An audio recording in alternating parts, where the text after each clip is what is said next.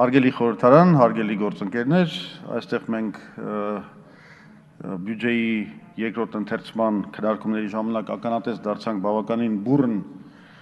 քննարկումների, մասնավորապես Բագրատյանի եւ Արամյանի միջև տեղի ունեցավ մի քննարկում եւ բանավեճ կապված պարտքային քաղաքականության հետ եւ պարոն Արամյանը ասաց, որ ինչ եք ուզում եք մենք մեր պարտքային քաղաքականությունը փոխենք։ Պարոն Արամյան, մենք չենք ուզում, որ դուք փոխեք պարտքային քաղաքականությունը, որովհետև խնդիրը բացարձակապես պարտքային քաղաքականության մեջ չի։ Խնդիրը զարգացման քաղաքականության մեջ է, իսկ ավելի ճիշտ դրա բացակայության։ Առաջին ընթերցման ժամանակ արդեն ասվեց մեր խմբակցության ելույթում, որ միջնաժամկետ 2017-19 թվականների պլանով նախատեսված զարգացման թվերը չեն ապահովում աճող պարտքի բեռից դուրս գալու անհրաժեշտ տեմպերը, որոնք ձեր իսկ գնահատականով կազմում են 5%։ Դուք ասել եք 5% պետք է լինի այդ տեմպը, որ մենք կարողանանք դուրս գանք այս վիճակից։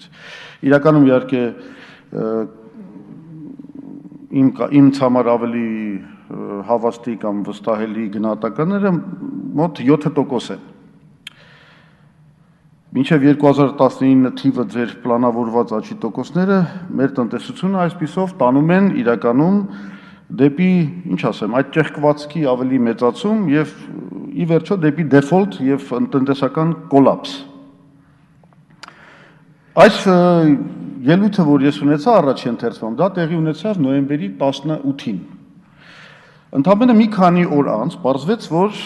պարոն վարչապետը Կարեն Կարապետյանը կիսում է այս գնահատականը,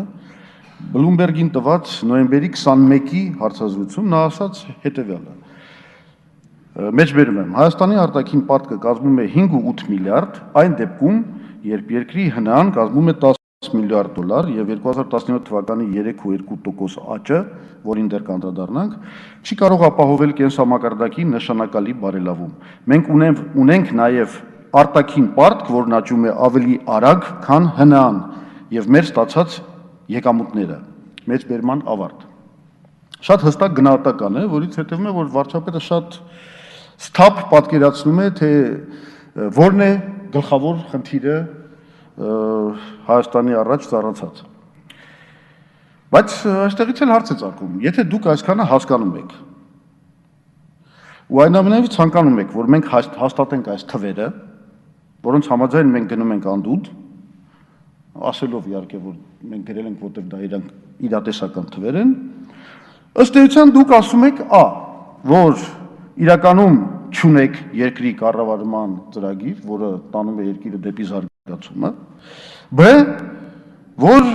դուք սրանով ընդամենը ցանկանում եք, որ մենք ձեզ հետ միասին կիսենք երկիրը աղետի տանելու ծրագրի համար պատասխանատվությունը։ Բնականաբար մենք երբեք նման բան չենք անի, համենայն դեպս ոչ էլ ձեզ խորհուրդ կտայի պատասխանատվություն կրել նման փաստաթղթի ընդունման համար, որը ինչ ասեմ, ընդամենը խոստովանություն է սեփական անկարողության մասին։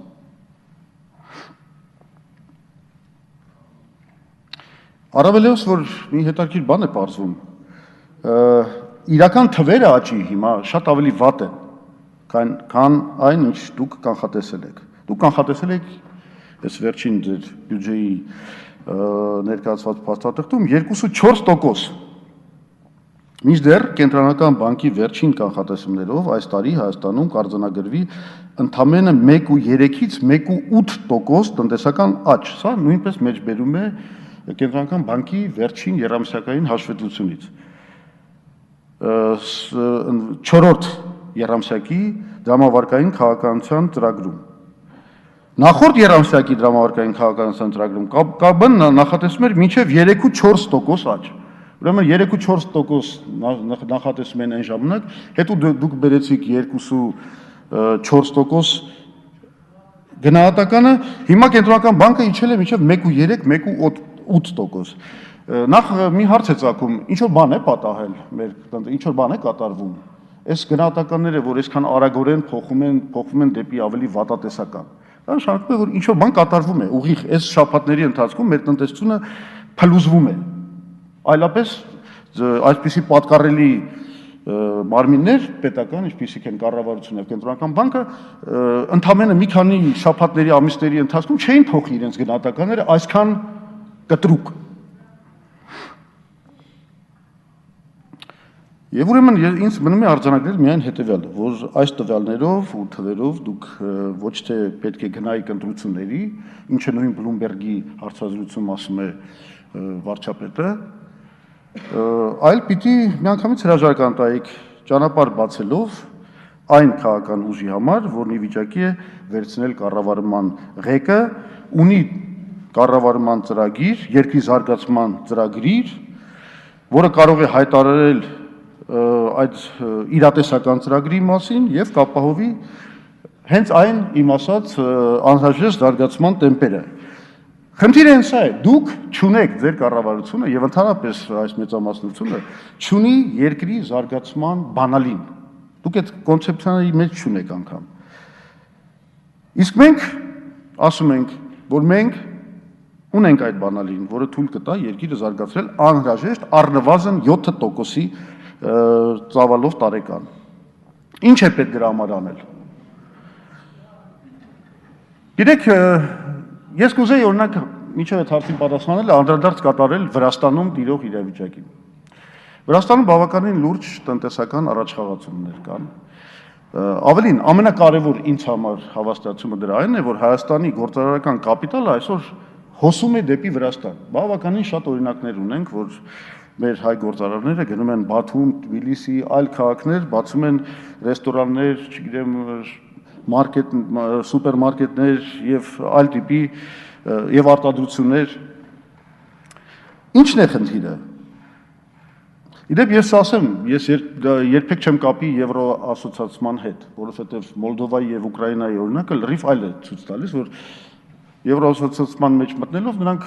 ձախողել են տնտեսությունը եւ ահավոր կոռուպցիա է։ Բայց Վրաստանում հենց կառավարման լուծումների շնորհիվ իրավիճակը լրիվ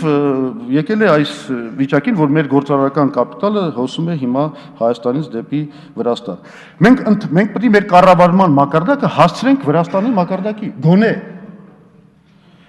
Ինչա պետք անել դրա համար։ Ասում եմ, Հայ ազգային կոնգրեսը կանի հետեւյալը Մեր ծրագիրն է կազմաքանդել ներքին լայն սպառման ապրանքների շուկայում մենաշնորհները, նվազեցնել գազի եւ էլեկտրականության գինը 25%-ով, որի հաշվարկը մենք արդեն տվել ենք, զուտ մեթոդաբանությունը գնի փոխելով մենք կարող ենք այս արդյունքին հասնել։ 14 հարկատեսակից եւ վճարումներից, որ այսօր արկա են մեր տնտեսության մեջ, թողնել ինչպես Վրաստանում ընդամենը 5 հարկատեսակ, բարձրացնել հարկային համակարգը, ընդ որում բոլոր դրույքները առնվազն պետք է լինեն ավելի փոքր, քան Վրաստանում։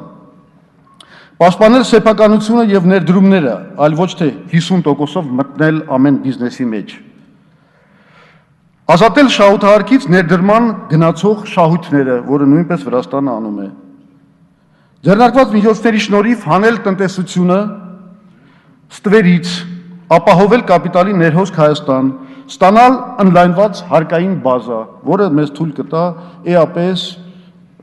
բարելավել բյուջեի եկամուտների հետ կապված վիճակը։ Իսկ բյուջեի ավելացված եկամուտները ուղղել այնպիսի խնդիրների լուծման,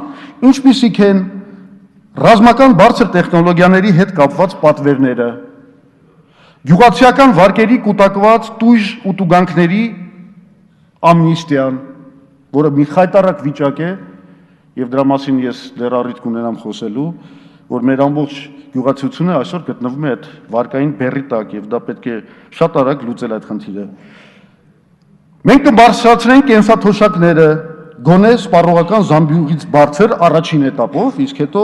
բնականաբար շատ ավելի շատ։ Բոլոր այս միջոցառումները կխթանեն եւ ներդրումները եւ սպառումը, կխթանեն ընդհանրապես տնտեսական ակտիվությունը Հայաստանում։ Սա այն ծրագիրն է, որ կոնգրեսը կիրագործի հաղթելով ընտրություններում։ Առնվազն մենք ասում ենք ինչ ենք անելու։ Եվ մենք գիտենք, որ խնդիրը, երկրի զարգացման խնդիրը միայն դրա մեջ է։ Կառավարման ահավոր որակ, ահավոր կոռուպցիա։ Այս բոլոր խնդիրները հաղթահարեք,